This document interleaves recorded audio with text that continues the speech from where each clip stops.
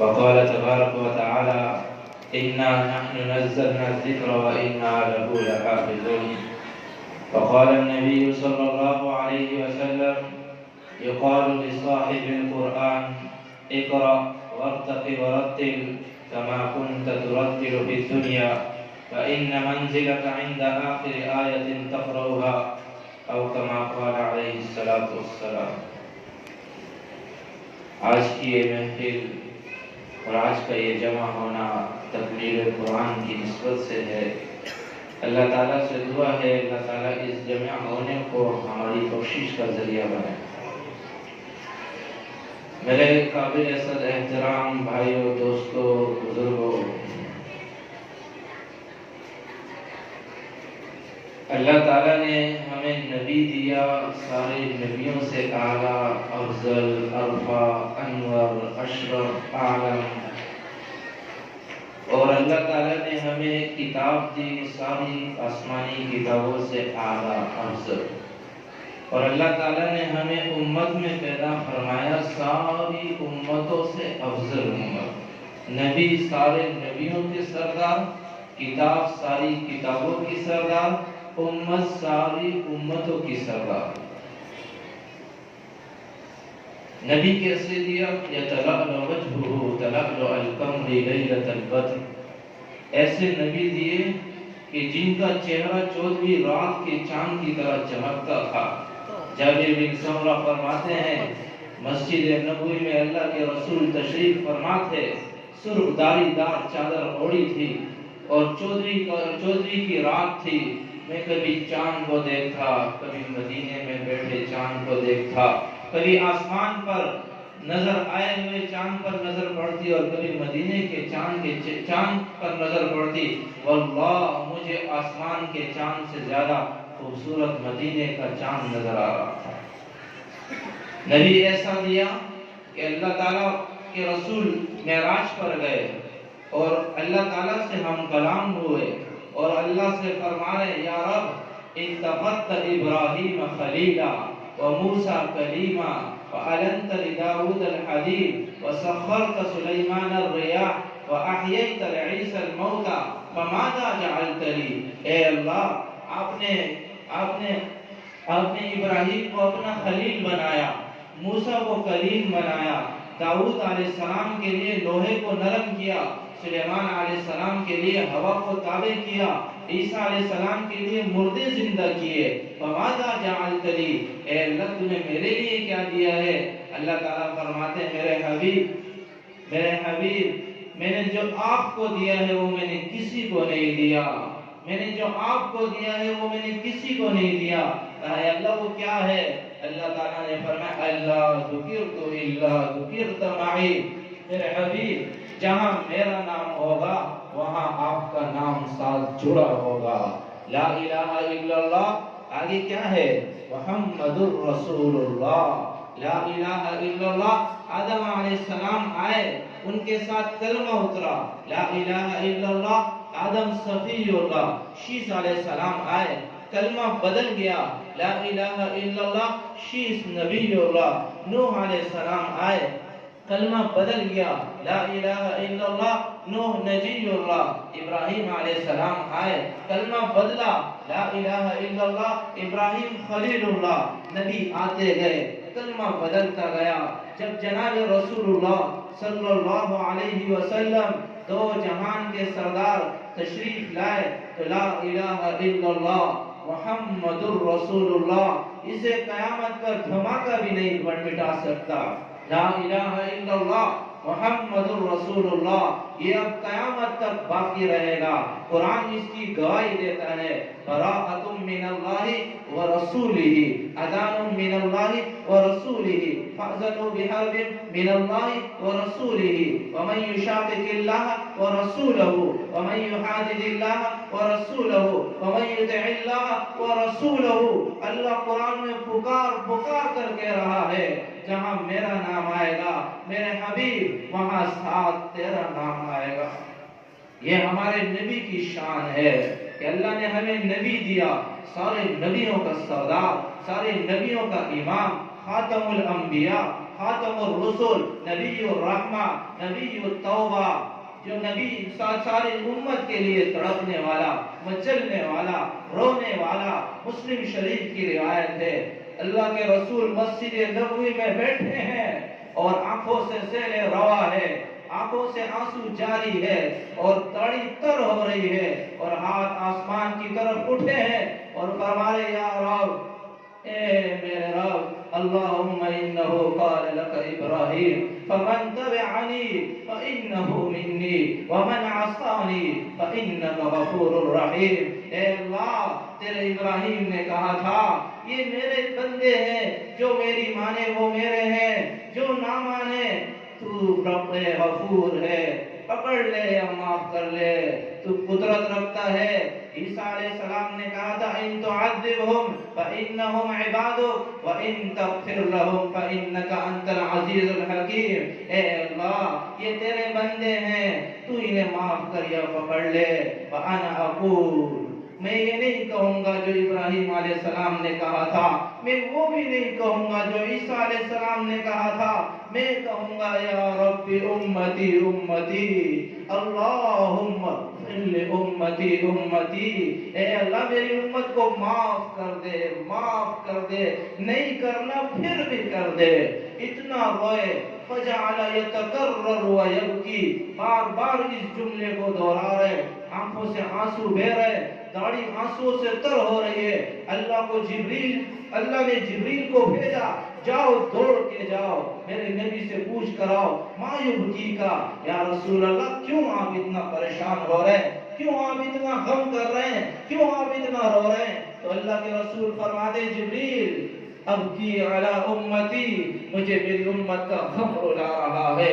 جبریل نے کہا یا رسول اللہ سنرضیک فی امتک، اللہ فرما رہے ہم آپ کو خوش کر دیں گے، آپ کی امت کے بارے میں آپ نہ روئے۔ اللہ کے رسول فرماتے جبریل وَلَنْ أَرْضَى وَاحِدٌ مِّنْ أُمَّتِي فِي النَّارِ، میں اس وقت خوش ہوں گا جب میرا اللہ میری ساری امت کو جنت میں داخل کر دے گا۔ وہ نبیوں میں رحمت لقب پانے والا، مراد غریبوں کی بھر لانے والا، یتیموں کا والی، غریبوں کا مولا۔ احد کا میدان گرم ہے، چاروں طرف سے کفار نے آپ کو گھیرا ہوا ہے اور ایک صحابہ ہے کہ جان نثار کی تاریخ لکھ رہے ہیں اور ابو دجانہ ہر آنے والے تیر کو اپنی کمر سے روکتے ہیں، اپنے سینے سے روکتے ہیں، اپنے ہاتھوں سے روکتے ہیں۔ حضرت طلحہ اپنا ہاتھ آگے لاتے ہیں، اللہ کے رسول کے لیے ڈھال بن جاتے ہیں اور یہاں تاریخ رقم ہوتی ہے کہ یہاں ایسی قربانیاں دی جاتی ہے، ایسی جان نثاری کی جاتی ہے، ایسا عشق کیا جاتا ہے کہ اللہ کے نبی کے لیے اپنی جان بھی قربان کرنے کے لیے تیار ہو جاتے ہیں۔ اتنے میں ایک شخص کافر پتھر اٹھاتا ہے، عتبہ بن ابی وقاص، اور کھینچ کے جو مارتا ہے اللہ کے رسول صلی اللہ علیہ وسلم کے منہ پر لگتا ہے، آپ کا چہرہ زخمی ہو جاتا ہے، آپ پیچھے گرتے ہیں، کھڈے میں آپ کا سر لگتا ہے، گردن لگتی ہے، بے ہوش ہو جاتے ہیں۔ صحابہ فرماتے ہیں ہم سمجھے اللہ کے رسول شہید ہو گئے، شہید ہو گئے۔ او 14ویں رات سے خوبصورت، 14ویں رات کے چاند سے خوبصورت چہرہ احد کے میدان میں زخمی ہوتا ہے، خون آلود ہوتا ہے اور آپ کے دندان مبارک شہید ہوتے ہیں۔ تو جب آپ ہوش میں آتے ہیں، صحابہ فرماتے ہیں یا رسول اللہ اب تو ان بدبختوں کے لیے بد دعا فرما دیں۔ تو نبی رحمت کیا فرماتے ہیں؟ نبی رحمت کیا فرماتے ہیں؟ سنو، اللہ کے رسول فرماتے ہیں اللہم اغفر لقومی فانہم لا یعلمون، اے اللہ انہیں کچھ مت کہنا، یہ مجھے جانتے نہیں ہیں، اے اللہ انہیں کچھ مت کہنا، یہ مجھے جانتے نہیں ہیں، انہیں معاف کر دے، انہیں معاف کر دے۔ ارے طائف کا واقعہ تو پڑھا ہے، سنا ہے، مشہور واقعہ ہے۔ اللہ کے رسول طائف والوں کے پاس دین کی دعوت دینے جاتے ہیں، وہاں بدماش شریر لڑکوں کو آپ کے پیچھے لگایا جاتا ہے، 6 میل تک دو جہان کے سردار دوڑائے جا رہے ہیں، پیچھے سے پتھر مارے جا رہے ہیں، اتنے پتھر پڑے کہ آپ کا سارا جسم خون خون ہو گیا، آپ کے جوتے خون سے بھر گئے اور بے ہوش ہو کر گرے، آپ کے غلام زید نے آپ کو اٹھایا اور دشمن کی باغ میں لے جا کر آپ کو بنا دی، اور جب آپ ہوش میں آئے تو شاعر نے کیا خوب ترجمانی کی، جناب رحمت للعالمین نے ہنس کے فرمایا میں اس دہر میں قہر و غضب بن کر نہیں آیا، اگر آج کچھ لوگ اسلام پر ایمان نہیں لاتے، خدا پاک کے دامن وحدت میں نہیں آتے، مگر نسلیں ضرور ان کی اسے پہچان جائے گی، تب اسلام پر ایک روز آ کر سر جھکائیں گی، میں ان کے حق میں قہر الہی کی دعا کیوں مانگوں، بشر ہے بے خبر ہے تباہی کی دعا کیوں مانگوں، دعا مانگی الہی قوموں کو چشم بصیرت دے، الہی رحم کر انہیں نور ہدایت دے، الہی فضل فرما، کوثر طائف کے مکینوں پر الہی پھول برسا دے، پتھروں والی زمینوں پر وہ نبی رحمہ جو ہمارے لیے مچلتا رہا، تڑپتا رہا، بھوک برداشت کی، جس نے اپنے پیٹ پر پتھر باندھے، جس نے اپنے گھر میں دو مہینے کا فاقہ رکھا، لیکن امت کے لیے دعائیں دیتا چلا گیا۔ ہاں، ایک رات اللہ کے رسول مسجد نبوی میں بیٹھے ہیں اور کعب بن حجرہ آتے ہیں، آپ کے چہرے پر نظر پڑتی ہے، نورانی چہرہ، 14ویں رات سے خوبصورت چہرہ زرد پڑا ہے، پیلا پڑا ہے، وہ کہتے ہیں مالی اراک متغیر اللون، میں بھی ابھی انت و امی یا رسول اللہ، میرے ماں باپ آپ پر قربان، اللہ کے رسول یہ آپ کے چہرے کو کیا ہو گیا، مالی اراک متغیر اللون، میں آپ کے چہرے کو بدلا دیکھ رہا ہوں، یہ کیا ہو گیا؟ تو دو جہان کے سردار نے اپنے پیٹ کی طرف اشارہ کر کے فرمایا کعب ما دخل جوفی ما يدخل جوفی قبل منذ ثلاث، کعب آج تیسرا دن ہے تیرے نبی کے پیٹ میں ایک نوالا روٹی کا نہیں گیا ہے، ایک نوالا روٹی کا نہیں گیا ہے۔ اماں جان حضرت عائشہ فرماتی ہیں 2 مہینے گزر جاتے ہیں، ہمارے گھر میں کھانا نہیں پکتا تھا، ہمارے گھر میں چولہا نہیں جلتا تھا، تو کسی نے کہا آپ کا گزارا کیسے ہوتا تھا؟ فرمایا الاسودان التمر والماء، 2 کالی چیزوں پر گزارا تھا، ایک کھجور پر ایک پانی پر، 2 مہینے جس کے گھر میں چولہا نہیں جلتا تھا، جس نے تکلیفیں سہی، طائف میں دانت ٹوٹے، احد میں چہرہ زخمی ہوا، دانت ٹوٹے، طائف میں پتھر لگے، لیکن پھر بھی امت کو دعائیں دیتا گیا۔ ہم اتنا تو کریں کہ اس نبی کے طریقوں پر آ جائے، اس کی سنت میں پر آ جائے، اس کے اخلاق پر آ جائے، اس کی زندگی کو اپنا لے، کتنا دوسروں کے پیچھے بھاگیں گے، اپنے نبی سے محبت کریں، اس سے عشق کریں۔ اگر آج ایک مسلمان سر کے بال سے لے کر پاؤں کے ناخن تک اپنے نبی کی سنت میں ڈھل جائے، میں خدائے پاک کی قسم کھا کر کہتا ہوں کسی کافر کو جرت نہیں ہوگی کیونکہ وہ ہمارے نبی کی شان میں گستاخی کر سکے۔ کہ آج مسلمان غافل ہو گیا ہے، آج مسلمان باغی ہو گیا ہے، آج مسلمان کو اپنے نبی کے چہرے سے پیار نہیں ہے، اس لیے وہ اپنے نبی کی صورت نہیں اپناتا۔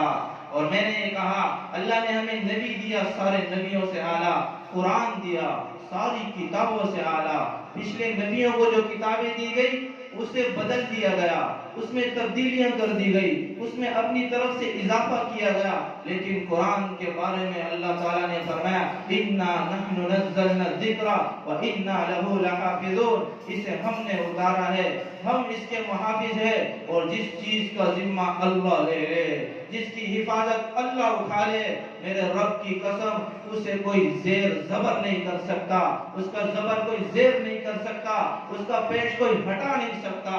یہ اللہ کا چیلنج ہے، لا تبدیل لکلمات اللہ، لا مبدل لکلماتی، نہ اسے کوئی بدل سکتا ہے، نہ اس میں کوئی کچھ ڈال سکتا ہے، نہ اس سے کوئی کچھ نکال سکتا ہے۔ بڑے لوگوں نے زور لگائے، بڑے لوگوں نے کوششیں کی، ایک زبر زیر بھی قرآن کا نہیں بدل سکے۔ 1400 سال گزر گئے، 14,000 سال بھی گزر جائیں گے، اللہ کی قسم قرآن اپنی اصلی صورت میں باقی رہے گا۔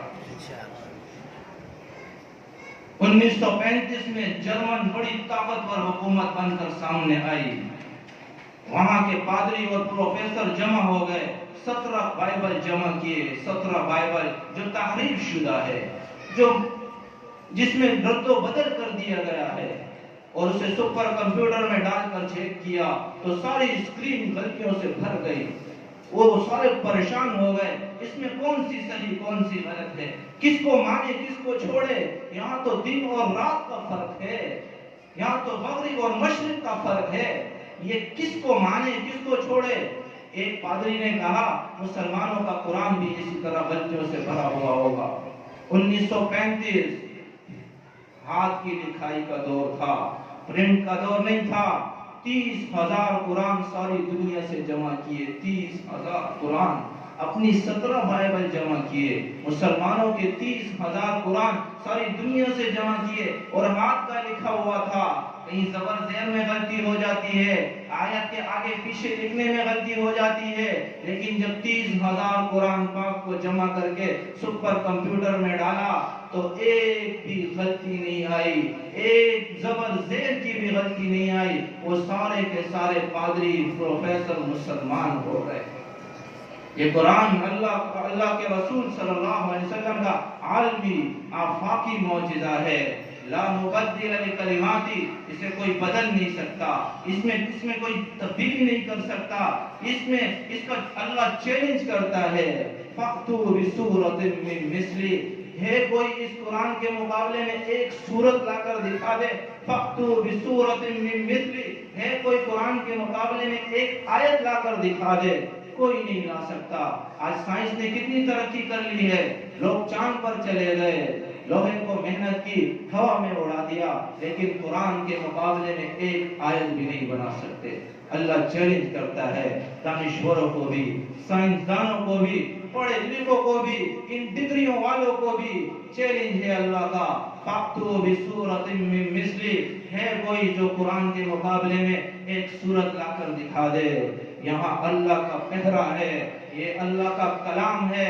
پچھلی کتابیں کتاب اللہ تھی، کلام اللہ نہیں تھی۔ قرآن کتاب اللہ بھی ہے، کلام اللہ بھی ہے، یہ اللہ کی کتاب بھی ہے، یہ اللہ کا کلام بھی ہے۔ اس قرآن کو سامنے رکھو گے، یہ تمہیں جنت میں لے جائے گا، اسے پسے کچھ ڈالو گے تمہیں دوزخ میں گرائے گا، قیامت کے دن یہ سفارش کرے گا، اے اللہ یہ مجھے دن میں پڑھتا تھا، یہ مجھے رات میں پڑھتا تھا، یہ کبھی دن رات میں مجھے اٹھا کر دے کر پڑھ لیا کرتا تھا، اے اللہ اس کی بخشش فرما۔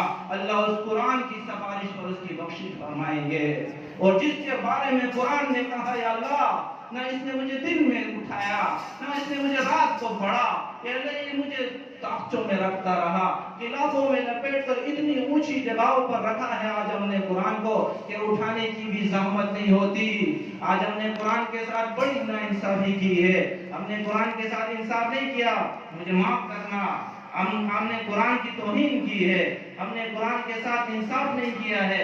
ہم قرآن کو سال میں ایک دفعہ پڑھتے ہیں، کبھی کوئی مر جائے اس کے لیے اشارے ثواب کے لیے پڑھ لیتے ہیں، دکان کھول لی اس کی افتتاحی تقریب میں قرآن خوانی کرا لیتے ہیں، لیکن قرآن کو ہم اپنی معیشت کمزور ہے اس میں راستہ ڈھونڈے اس لیے نہیں پڑھتے۔ اللہ کے نبی نے فرمایا تھا الا ان روح الاسلام دائرہ فدور مع الكتاب حيث دار الا وانه سيكون عليكم امراء فان اطعتموهم يضلوكم وان خالفتموهم قتلوكم فماذا نصنع يا رسول الله كونوا كآل عيسى نشروا بالمناشير حملوا على الابشار۔ اللہ کے نبی نے فرمایا تھا 1400 سال پہلے فرمایا تھا الا ان روح الاسلام دائرہ، آج میرا دین حرکت میں ہے، آج قرآن حرکت میں ہے، تمہیں کہیں یہاں چلو تو اس کے پیچھے پیچھے چلنا، تمہیں کہیں یہاں سے رک جاؤ تو رک جانا۔ الا وانه وسيكون عليكم امراء الا وان الكتاب والسلطان سيفترقان، ایک زمانہ ایسا آئے گا قرآن کہے گا ادھر چلو تو ادھر چلنا، قرآن کہے گا یہاں سے رکو تو رک جانا۔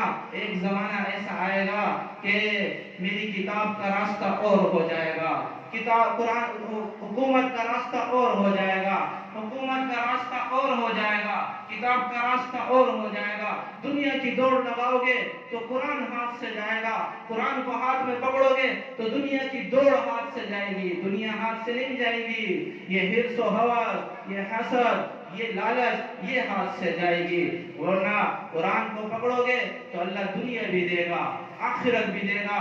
اللہ کے نبی فرما رہے ہیں ایک زمانہ ایسا آئے گا، الا وانه سيكون عليكم امراء، تم پر ایسے بدبخت لوگ مسلط ہو جائیں گے. فَإِنْ أَطَعْتُمُوهُمْ يُضِلُّوكُمْ وَإِنْ خَالَفْتُمُوهُمْ قَتَلُوكُمْ. تم ان کی مانو گے تو گمراہ ہو جاؤ گے، نہیں مانو گے تو تمہارا خون بہائیں گے، تمہیں قتل کر دیں گے، تمہیں ذلیل و رسوا کر دیں گے. صحابہ نے فرمایا یا رسول اللہ ہم کیا کریں؟ آپ نے فرمایا کونوا کآل عیسیٰ، صبر کر جانا جیسے عیسیٰ علیہ السلام کے ساتھیوں نے صبر کیا. نشروا بالمناشیر، وہ سولیوں پر چڑھ گئے، وہ ہاریوں سے چھیر گئے. تم بھی صبر کر جانا. آہ نہ کر لبوں کو سی، عشق ہے دل لگی نہیں، سینے پہ تیر کھائے جا، آگے قدم بڑھائے جا. یعنی زبان حال سے کہہ دے کہ ہاں ستائے جا. صبر کر جانا اور یاد رکھنا میتۃ فی طاعت اللہ خیر من حیات فی معصیت الخالق. اللہ کی اطاعت میں مر جانا، اللہ کی اطاعت میں اپنی جان گنوا دینا، لیکن اللہ کی نافرمانی کی طرف ایک قدم بھی نہ اٹھانا، ایک قدم بھی نہ اٹھانا. تو میرے بھائیوں، ہم آج یہ عہد کریں، آج یہ عزم کریں کہ ہم قرآن کے مطابق اپنی زندگی گزاریں گے، ہم قرآن کو آگے رکھیں گے، ہم قرآن کو اپنا رہبر بنائیں گے، اپنا قائد بنائیں گے اور قرآن کے پیچھے پیچھے چلیں گے. یہ ہمارے لیے نجات کا ذریعہ ہے. قرآن پاک جو اپنے بچوں کو ناظرہ قرآن پڑھاتے ہیں اللہ ان کے والدین کی مغفرت فرما دیتے ہیں. جو اپنے بچوں کو حفظ قرآن پڑھاتے ہیں اللہ تعالیٰ ان کے والدین کو قیامت کے دن ایسا تاج پہنائیں گے جس کی روشنی سورج کی روشنی سے زیادہ ہوگی. اور عبداللہ بن مطرف نے ایک واقعہ، عبداللہ بن مطرف فرماتے ہیں میں نے خواب دیکھا، قبریں پھٹی اور اس میں سے مردے نکلے اور کچھ چننے لگے. ایک شخص ایک درخت کی ٹیک لگا کر بیٹھ گیا. میں نے اس کے پاس جا کر اس سے کہا کہ یہ کون لوگ ہیں؟ کہا یہ وہ ہیں جو مر گئے ہیں، جن کا انتقال ہو گیا ہے. کہا یہ کیا چن رہے ہیں؟ کہا یہ ایصال ثواب ہے جو ان کی اولاد انہیں بھیج رہی ہے. تو انہوں نے کہا کہ تمہیں اس کی ضرورت نہیں ہے؟ کہا نہیں، مجھے بہت زیادہ مل جاتا ہے، مجھے اس کی ضرورت نہیں پڑتی.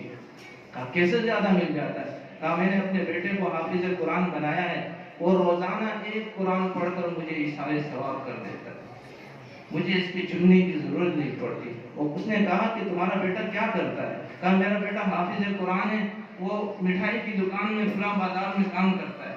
وہ صبح اٹھے اور اس بازار میں گئے اور اس بچے سے جا کر دیکھا ایک بچہ مٹھائی بھی بیچ رہا ہے اور ساتھ ساتھ نوٹ بھی ہل رہے ہیں. تو اس نے کہا بیٹا آپ کیا کر رہے ہو، کیا پڑھ رہے ہو؟ کہا میں قرآن پڑھ رہا ہوں. کہا کیوں پڑھ رہے ہو؟ کہا میرے باپ نے مجھ پر احسان کیا تھا، مجھے حافظ قرآن بنایا تھا، اس کا انتقال ہو گیا ہے، اس کے ایصال ثواب کے لیے روزانہ ایک قرآن پڑھ کر اپنے والد کو ایصال ثواب کر دیتا. تو میرے بھائیوں، آپ اپنے بچوں کو قرآن پڑھائیں، دین پڑھائیں، اچھا انسان بنائیں، اچھا مسلمان بنائیں. اولاد کی تربیت میں سب سے بڑا کردار ماں باپ کا ہوتا ہے. استاد کا بعد میں آتا ہے، خانقاہ بعد میں ہوتی ہے، اسکول ٹیوشن بعد میں ہوتے ہیں. سب سے بڑا کردار ماں باپ کا ہوتا ہے. شیخ عبد القادر جیلانی رحمۃ اللہ علیہ 14 سال کی عمر کے علم حاصل کرنے کے لیے جا رہے تھے. جب گئے تو جس قافلے میں جا رہے تھے اس قافلے کو ڈاکوؤں نے گھیر لیا اور سب کی جیبیں خالی کر دی. جب جا رہے تھے تو ان کی ماں نے ان کی آستین میں 300 درہم سی دیے تھے. یہ چھوٹے بچے تھے، کبھی ضرورت پڑے تو نکال کر اپنی ضرورت پوری کر لینا.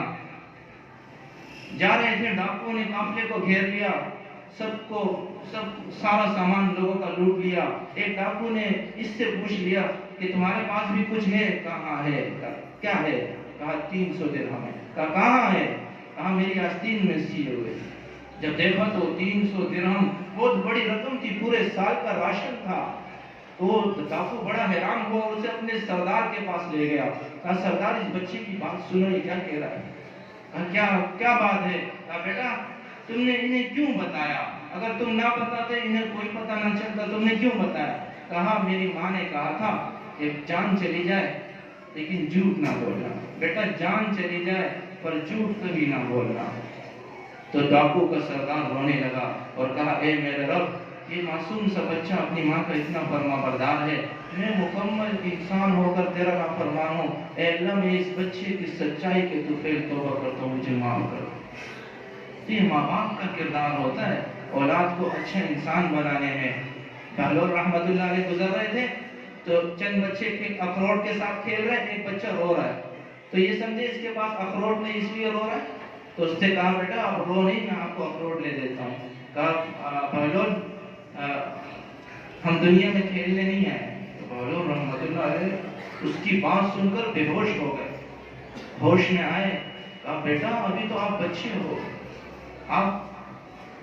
ابھی آپ بچے ہو، اب آپ جب بڑے ہو جاؤ پھر یہ بات کرنا، ابھی آپ کی عمر نہیں ہے۔ کہا بہلول نہیں، مجھے دھوکہ نہ دے، میں نے اپنی ماں کو دیکھا ہے، جب میری ماں صبح صبح اٹھتی ہے اور آنکھ جگاتی ہے تو سب سے پہلے چھوٹی لکڑیوں کو ڈالتی ہے، بعد میں بڑی لکڑیاں اس پر رکھتی ہے۔ مجھے ڈر لگتا ہے کل قیامت کے دن اگر جہنم کو بھڑکائے گا تو کہیں ہم چھوٹوں کو پہلے نہ ڈال دیں۔ تو یہ ماں باپ کی تربیت ہے۔ حبیب بن زید کو جب مسلمہ کذاب کے پاس اللہ کے نبی نے بھیجا کہ جاؤ اس سے کہو کہ توبہ کرے، اس نے نبوت کا دعویٰ کیا تھا، تو اس کو گرفتار کر لیا، اس کا ایک ہاتھ کاٹ دیا۔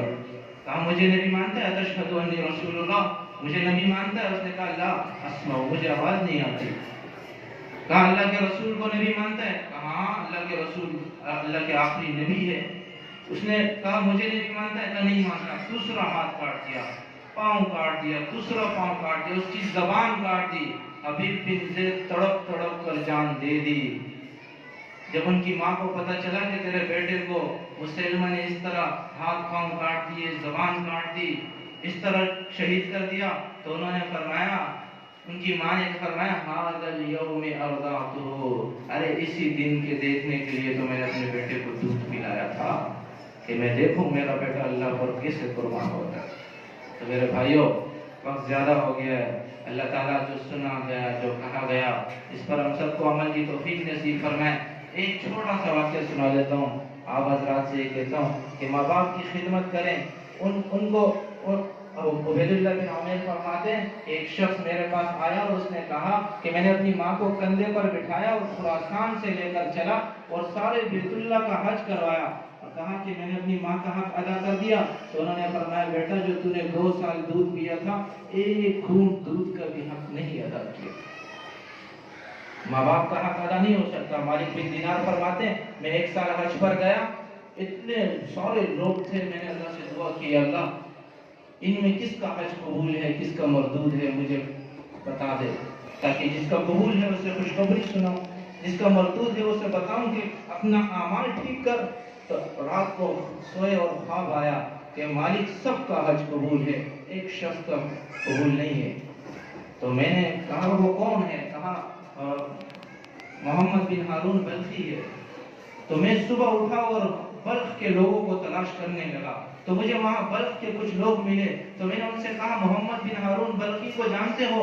انہوں نے کہا ہاں وہ تو بڑا نیک آدمی ہے، بڑا خیرات کرتا ہے، زکوٰۃ دیتا ہے، صدقات دیتا ہے، اس نے اپنا سارا مال اللہ کی راہ میں لٹا دیا ہے۔ تو فرمایا کہ وہ فرماتے ہیں میں نے تو سنا کہ اس کا حج قبول نہیں ہے، لوگ اس کی بڑی نیکیاں بیان کر رہے ہیں۔ تو جب میں اس کے پاس گیا تو دیکھا ایک معذور سا آدمی جس کا ہاتھ کٹا ہوا اور بیٹھا ہے، تو میں اس سے کہتا ہوں تم محمد بن ہارون بلخی ہو؟ کہا ہاں۔ تم مالک بن دینار ہو؟ تو میں بڑا حیران ہوا یہ مجھے کیسے جانتا ہے۔ تو میں نے کہا کہ میں نے تمہارے بارے میں رات خواب دیکھا ہے، سارے لوگوں کا حج قبول ہوا لیکن تمہارا حج قبول نہیں ہوا۔ فرمایا مالک مجھ سے نہ پوچھ، میں نے اتنا بڑا گناہ کیا ہے کہ اگر تمہیں بتاؤں تو تمہیں مجھ سے نفرت ہونے لگے گی۔ کہا بتاؤ تو صحیح تم نے کیا جرم کیا؟ کہا میں نوجوان تھا، اللہ نے مجھے بہت مال و دولت دیا تھا، میں دوستوں کے ہاتھ لگ گیا، ایسے دوست مجھے ملے جو شراب پیتے تھے، میں شراب پینے لگ گیا۔ رمضان کا مہینہ تھا، عصر کا وقت تھا، میں شراب پی کے گھر کے دروازے پر دستک دی، میری ماں روٹیاں پکا رہی تھی، تو میں دروازے پر دستک دی، میں نے ماں نے دروازہ کھولا اور میرے منہ سے شراب کی بو آئی تو میری ماں نے کہا بدبخت، رمضان کا مہینہ ہے، لوگ روزے سے ہیں اور تو شراب پی کر آیا ہے۔ تو مجھے غصہ آیا، میری ماں کو پکڑ کر جلتے ہوئے تندور میں ڈال دیا اور میری ماں چند لمحوں میں جلس گئی۔ جب مجھے ہوش آیا تو میری بیوی نے کہا ظالم، تو نے اپنی ماں کو مار دیا۔ تو میں نے جس ہاتھ سے اپنی ماں کو اس تندور میں ڈالا تھا، میں نے وہ ہاتھ کاٹ دیا اور اس دن سے لے کر آج تک میں 24 حج کر چکا ہوں، لیکن جب بھی حج کرتا ہوں اللہ کسی اپنے نیک بندے کو خواب میں دکھاتے ہیں کہ اس کا حج قبول نہیں ہوا۔ 24 سال سے لگاتار حج پر جا رہا ہوں، لاکھوں روپے خرچ کر گیا ہوں، لاکھوں غلام آزاد کر دیے ہیں، لاکھوں صدقات کر دیے ہیں، لیکن پھر بھی میرا کچھ قبول نہیں ہو رہا۔ تمہاری بن دینار نے فرمایا تو اسی قابل ہے، اور اٹھ کر چلے گئے۔ رات کو خواب میں اللہ کے نبی کی زیارت ہوئی، کہا مالک تم نے میرے امتی کو ناراض کر دیا۔ کہا یا رسول اللہ اس نے تو اپنی ماں کو آگ میں ڈال دیا تھا۔ کہا اس کی ماں کی وجہ سے ہی اللہ اس کو جنت میں ڈال دے گا۔ کہا یا رسول اللہ وہ کیسے؟ کہا قیامت کا دن ہوگا، اللہ اس کو اس کی ماں کے سامنے کھڑا کرے گا اور اس کی ماں سے کہے گا تمہیں اس نے آگ میں ڈالا تھا، یہ تمہارا نافرمان تھا، آج میں اس کے بدلے میں اسے جہنم کی آگ میں ڈالتا ہوں۔ جب وہ فرشتے اس کو پکڑ کر جہنم کی طرف لے جا رہے ہوں گے تو اس کی ماں کو، وہ اپنی ماں کو مڑ مڑ کر دیکھے گا، کہا ماں یہ مجھے لے جا رہے ہیں، مجھے جلا دیں گے، جہنم میں ڈال دیں گے، میں کوئلہ ہو جاؤں گا، ماں مجھے معاف کر دے۔ تو اس کی ماں کو ترس آئے گا، ماں تو ماں ہوتی ہے، وہ کہے گی اللہ اس نے مجھے جلایا تھا لیکن میں اسے جلتا نہیں دیکھ سکتی، اسے معاف کر دے۔ تو اللہ تعالیٰ اس کی ماں کی معافی کی وجہ سے اس کی معافی فرما دے گی۔ تو بھائیو جن کے ماں باپ زندہ ان کی قدر کریں، ان کا احترام کریں۔